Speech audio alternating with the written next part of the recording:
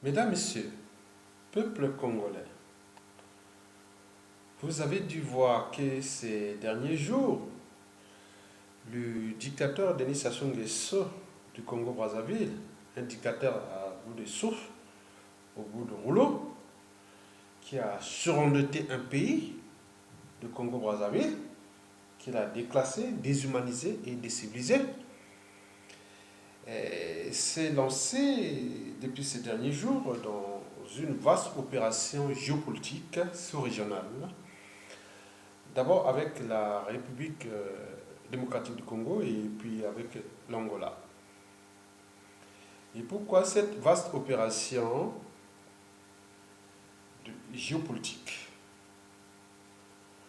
Vous savez que sans l'Angola et la République démocratique du Congo, le dictateur Denis Sassou Nguesso est fichu.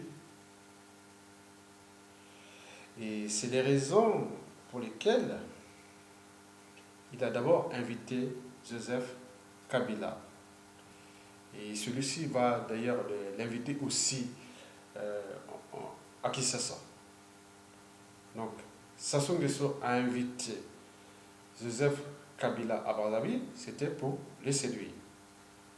Dans une vaste opération contre les changements politiques qui se sont déroulés en Angola. Donc, ils se sont retrouvés, comme on dit, qui s'assemblent, se ressemblent. Mais pourquoi il a invité Joseph Kabila? Pour expliquer, il faut savoir que Joseph Kabila, c'est le dictateur de la République démocratique du Congo. Vous savez que la République démocratique du Congo, c'est un vaste pays. Et si ma mémoire est bonne, il doit avoir 2,345 millions de kilomètres carrés. Une population de plus de 100 millions d'habitants. Ce pays au premier rang mondial de tous les classements des minerais. Je ne vais pas vous citer quelques-uns. Bon, commençons par le cuivre. Oui, parmi les premiers du monde. Le cobalt, l'uranium, le coltan, etc., etc., le fer, il y a tout. En plus, au plus de cela, ce pays est le premier pays forestier de l'Afrique. Le premier réseau hydrographique de l'Afrique. Et il est au premier rang. C'est un scandale géologique et aussi c'est l'avenir de la biodiversité floristique et faunistique du continent noir. Voilà, donc vous voyez qu'il y a une puissance comme ça qui a été livrée à un individu qui s'appelle Joseph Kabila pour les déclasser.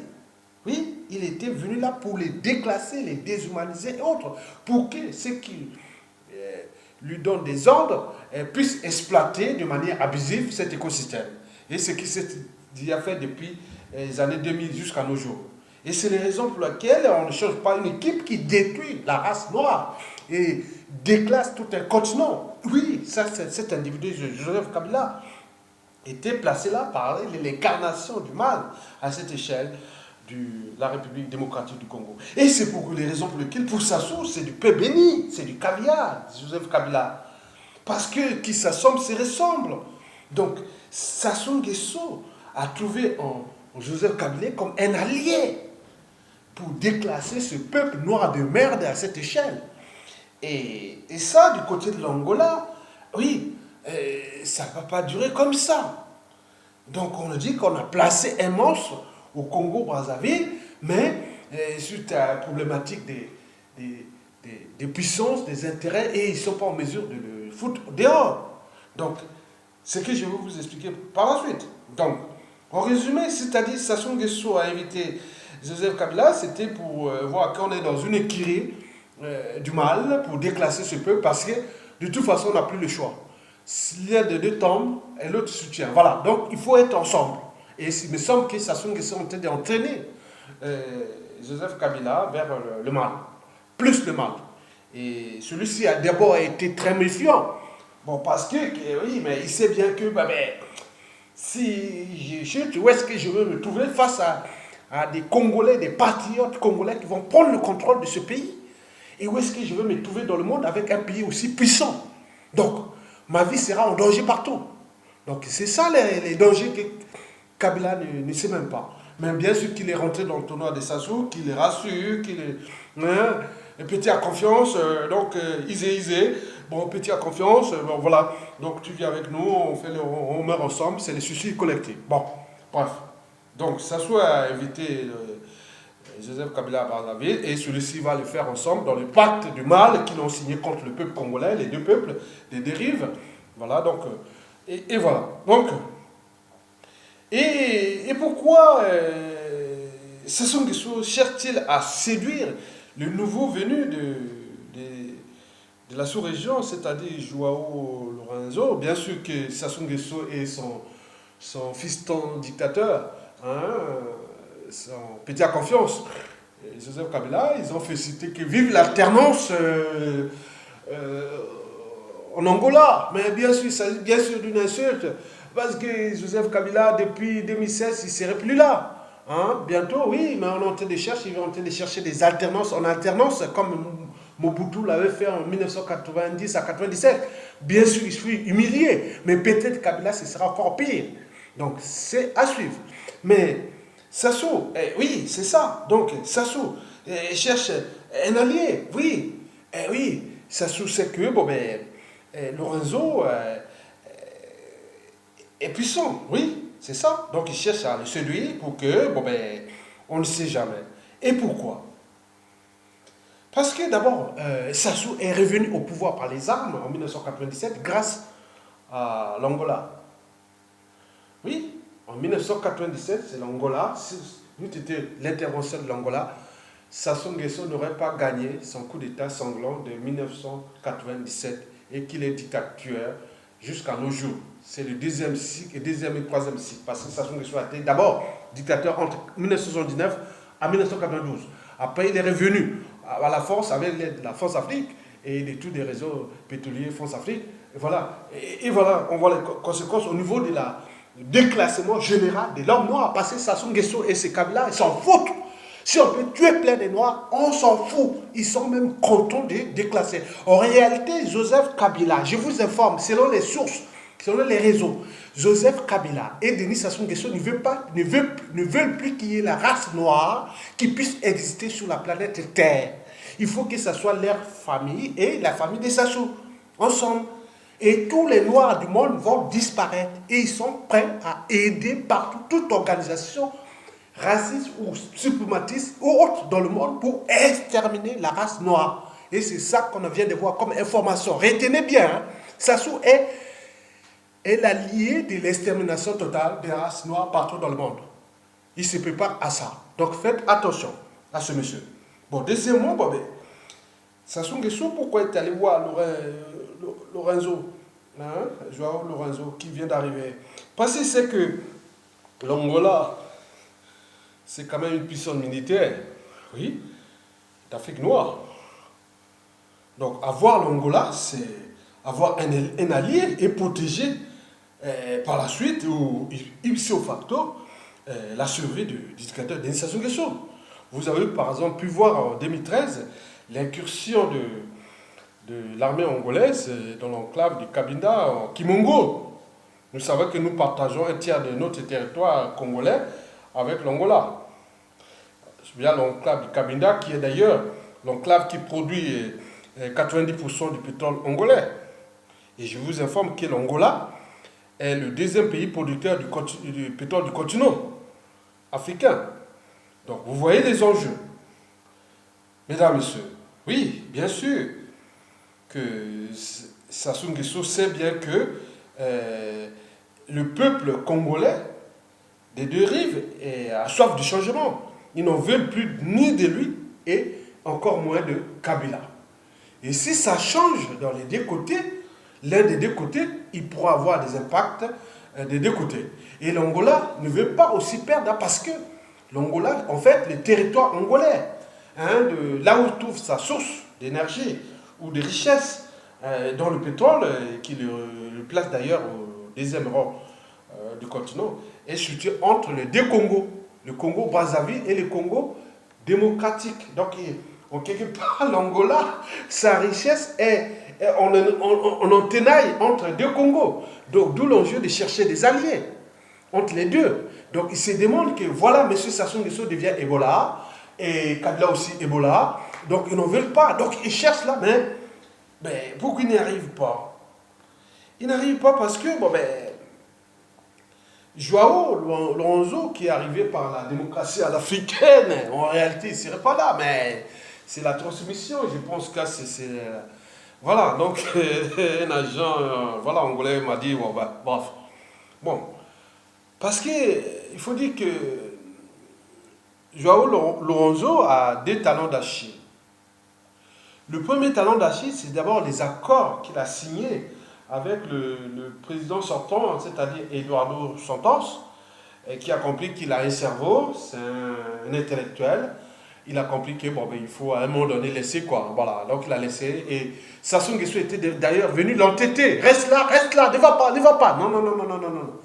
Il vient parler, c'est comme si je viens imposer, un président africain vient imposer à un président américain, reste là. Enfin non, mais tu voyez comment c'est l'échelle de puissance même. Allez. Donc, il n'a pas marché, ça n'a pas marché. Eduardo Santos vient de partir. Et donc, Lorenzo vient de prendre le pouvoir. Donc, ils avaient signé des accords, hein, d'après l'agent que je connais, qui m'a livré l'information, que rien ne changera du point de vue de toute l'organisation institutionnelle, militaire et autres. Ça va rester pareil. Ça ne changera pas. Donc, c'est des accords entre Joao Lorenzo et Eduardo Santos pour la transmission du pouvoir. Voilà. Donc, les généraux, tout ça ça va pas bouger. Donc, en réalité, le maître d'orchestre reste quand même encore Eduardo Santos. Mais juste à combien de temps, on va en fonction de la puissance du pouvoir. Peut-être, on ne sait jamais. Hein. On peut arriver à être faible, et après, il peut s'arriver que ça peut se tourner mal. Mais il faut que l'autre puisse comprendre que, bon, il a bien fait de bons choix, mais on ne peut pas détruire comme ça. Donc, ils ont signé des accords là. Mais le deuxième talon d'Achille, c'est que, bon, il faut dire que Joao Lorenzo en face d'un pays qui est un pays pétrolier. Et on parle de pétrolier, on parle de Total. Et Total est non seulement au Congo, qui est le quatrième pays producteur de pétrole, hein, au Congo, chez nous, quatrième pays producteur de pétrole, mais Total est aussi en Angola, le deuxième pays producteur de pétrole du continent. Nous sommes dans une plateforme continentale qui est riche en ressources qui datent de ces époques-là du Carbonifère et de tout ce que vous connaissez. Voilà, bref. Donc, on ne va pas vous faire un cours de géophysique, de géologie et de ces bassins qui est riche en pétrole. Oui, la nature de ce pétrole, c'est une richesse vraiment que je ne veux pas rentrer en détail sur la chimie de ce pétrole, mais oui, pour ceux qui connaissent le benzène et autres, bref, les trucs aromatiques, bref, c'est un pétrole qui est très riche. Mesdames, Messieurs, donc le deuxième pays producteur de pétrole, et ce pétrole, c'est tout justement Total. Et Total est au Congo. Et au Congo, quand on dit au Congo, c'est la France-Afrique, l'Élysée, Sassou Nguesso. Voilà.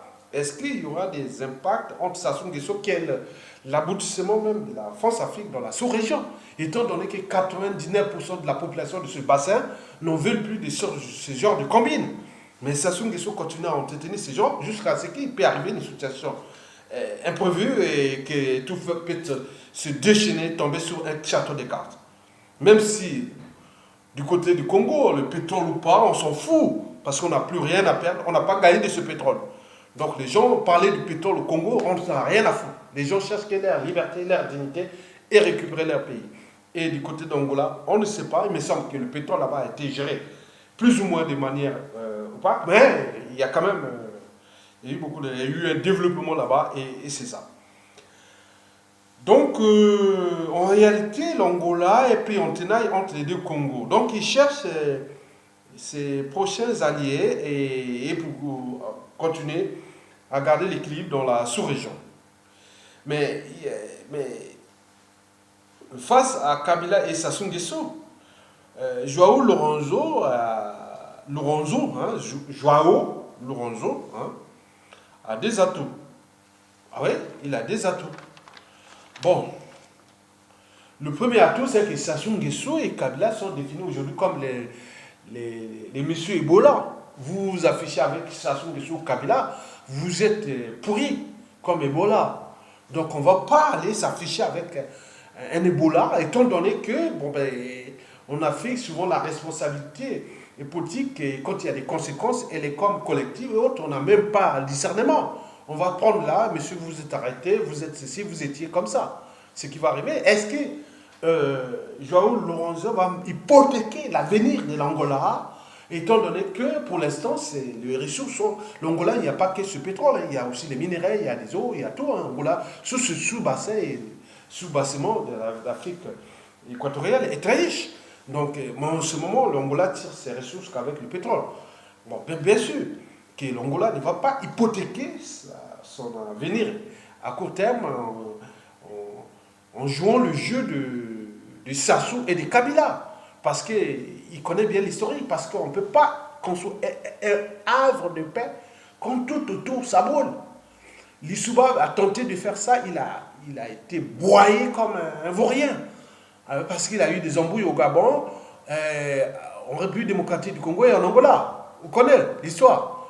Et après, est-ce que l'Angola, étant donné que sa richesse, donc c'est un jeu d'équilibriste, et João Lourenço sait très bien que le peuple, des deux peuples congolais, ils sont unis contre Sassou Nguesso et contre Kabila. Est-ce que si l'un des deux tombe, il pourra avoir des situations compliquées et qu'il pourra arriver dans une guerre nouvelle dans la sous-région? Est-ce que nous allons rentrer dans cette écurie-là? Parce qu'il s'agira bien sûr de libérer les deux peuples congolais contre le joug de Sassou et d'Nguesso. Bon, aussi, le deuxième atout, c'est que, oui, il y aura les changements en RDC, parce que c'est un pays quand même, je vous ai dit que c'est un pays quand même énorme, de 2,345 millions de kilomètres carrés, avec 100 millions d'habitants, et avec toutes ces ressources, les gens sont motivés là-bas à faire, parce qu'ils sont encore humains, même si Kabila est en train de les massacrer, mais ils sont encore humains, mais ils cherchent les solutions pour se débarrasser de ce Kabila. Bon, en réalité, João Lourenço déteste Kabila. Je vous ai dit que Lourenço, c'est un monsieur qui est né le 5 mars 1954 dans une tribu voisine, hein, dans le nord-est de la République d'Angola, populaire d'Angola, mais sa tribu est voisine de la région du Katanga, en République démocratique du Congo. D'après ces sources, la vraie source que j'ai eue, il dit que João Lourenço serait un Katanga. Un Katanga. Le Katanga. La région la plus riche de la République démocratique du Congo. Donc on dit que ce serait des tribus voisines. Voilà. C'est comme vous êtes voisins voilà, les voisins. Hein, voilà, on connaît, hein, vous êtes toi-même. Donc Lourenço, en fait, déteste Kabila. Et pourquoi? Parce que d'abord, il sait que Kabila est venu détruire. Il a eu des embrouilles avec un des gars du Katanga, qui s'appelle Moïse Katumbi, qui serait aujourd'hui en exil. Et aussi, tout ce que Kabila fait de la République démocratique du Congo, qui ont été déclassés non seulement l'image de ce pays, plus l'image de l'Afrique et autres. Donc, il n'en veut plus de Kabila. Donc, en réalité, João Lourenço serait en méfiance et en défiance, et déteste d'ailleurs Kabila. Et donc Kabila, c'est un message d'alerte. Il faut faire attention. Mais João Lourenço compte tout de même sur un nouveau allié qui pourra arriver pour créer une alliance, parce que quelque part l'Angola a peur aussi de la puissance de la RDC, si et seulement si ce pays revient aux mains des vrais patriotes congolais, et à ce moment-là on pourra avoir une puissance émergente militaire et économique envahissante pour toute l'Afrique au sud du Sahara. Bon, pour Sassou, Sassou c'est bien fait. Sassou et Ebola, ils savent que Sassou, son régime ne tient que pour les accords secrets entre l'Angola et Sassou Nguesso, via les réseaux pétroliers. Mais il me semble que si ça change, si les pétroliers donnent des ordres, que non, mais Sassou part, João Lourenço pourra dire ah non, Sassou Nguesso, on intervient au Cabinda et Sassou est parti. On arrive par Kimongo et en 2-3 heures, ils sont à Brazzaville. Donc ça, on le sait. Bon, donc, l'enchaînement pourrait être contrôlable. Donc Sassou Nguesso le sait. C'est pourquoi ils mettent tous ces moyens pour le faire. En réalité, ils peuvent jouer leur équilibre, mais le vrai pouvoir revient toujours au peuple. Et c'est les raisons pour lesquelles ils doivent se méfier. Parce que il y a des alliances secrètes entre Tibi et Bloc et autres dans cette sous-région. Et on ne sait pas là où ça pourra arriver. Mais il y a une volonté populaire au changement. Et s'ils ne comprennent pas ça, Joao, pour trouver déjà les nouveaux alliés de l'Angola, entre les deux Congos, et vous aurez des soucis demain avec l'enclave du Kabila, parce que cette enclave est située entre les deux Congos, et si les deux Congos sont en conflit avec l'Angola, et à ce moment-là, vous aurez vraiment des soucis. Et seulement si ces deux Congos sont unis et organisés, avec d'autres interventions qui viennent du Gabon, du Cameroun, voilà, vous serez foutus. Donc voilà, vous allez chercher peut-être des alliés en Afrique du Sud ou en Zambie ou en Namibie, bon, bref.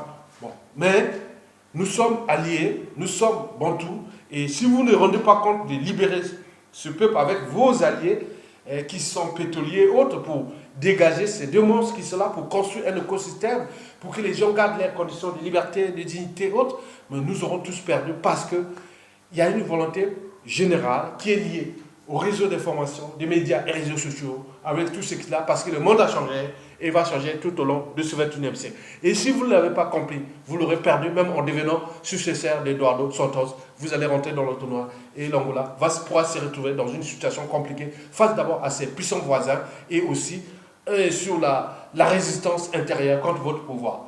Mesdames, Messieurs, je vous remercie.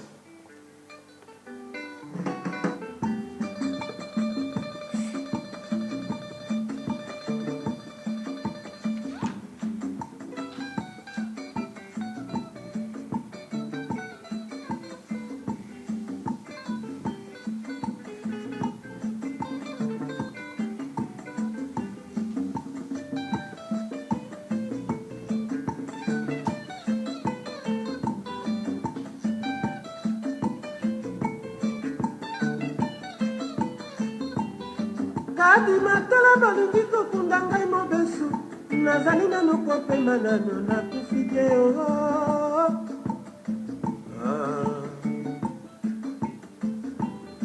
kadima mobali akabi ngai kado na bambanda nazali nano na mai na nzoto elenge yoyo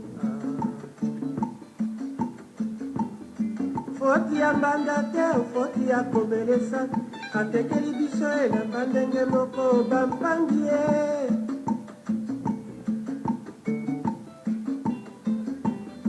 komelesa ye koaluka na ye se mbongo ngai na mbanda tokokani ye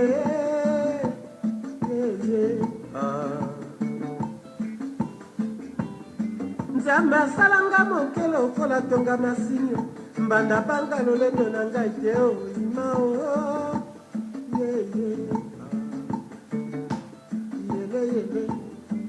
mao otala puissance mobimba balali ngai nazali se kotanga plafond na kanape mawazo kadi mobali akabi ngai kado na baleki bazalaki kobenga ngai yaya na nzela ya sando na sambwe ngai na misana kosekata lelo na siliki mbanda banga kanda na ngai te manole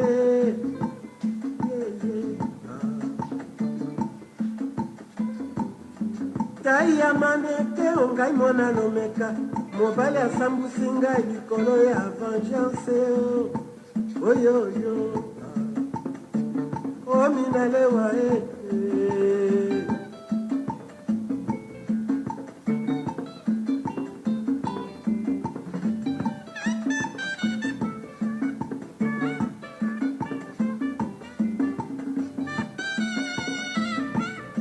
na mbanda tokokani babwe foti ya komelesa okoyo makambo oka miziki ya bana boka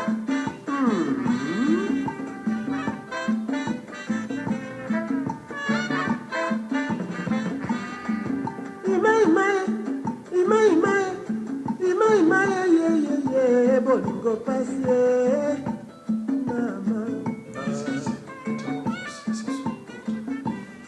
maloba ya tata liboso akata motema na mbeto lopitalo ayebisaka ngai boye mwana soki kokelele etina la vie bakoya kobenga yo maboko makasi mwana soki verite eleki mingi na monoko bakoya kobenga yo epanza makika soki mobali alebi kosalela yo zuwa wana ekomi kaka libala ya provisoire mwasi ya mobulu asimbaka makwela veo suka ya likambo seba boya